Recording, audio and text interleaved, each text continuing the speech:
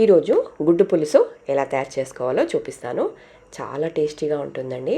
రెగ్యులర్గా మనం రొటీన్గా చేసుకునే దానికన్నా ఇలా కొంచెం డిఫరెంట్గా చేసుకోండి. టేస్ట్ చాలా బాగుంటుంది. బగారాకైతే చాలా చాలా బాగుందండి. సో తప్పకుండా ట్రై చేయండి.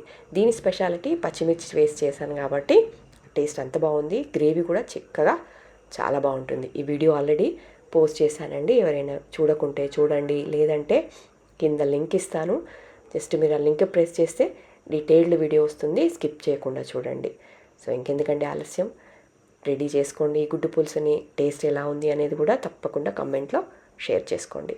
మరిన్ని వీడియోస్ కోసం ఛానల్ని సబ్స్క్రైబ్ చేసుకోండి. అలాగే ఛానల్లో ఉన్న రెసిపీస్ అన్నీ ట్రై చేయండి. చాలా అంటే చాలా బాగుంటాయి. ముఖ్యంగా హెల్దీ రెసిపీస్ కూడా ఉంటాయి. ప్రీవియస్ వీడియో మీరు కనుక చూడకుంటే హెల్దీ బర్గర్ చేశాను. సో ఎవరైనా చూడకుంటే ఆ బర్గర్ కూడా చూడండి. చాలా అంటే చాలా టేస్టీగా ఉంది. ఇంకెందుకంటే ఆలస్యం, ఛానల్ని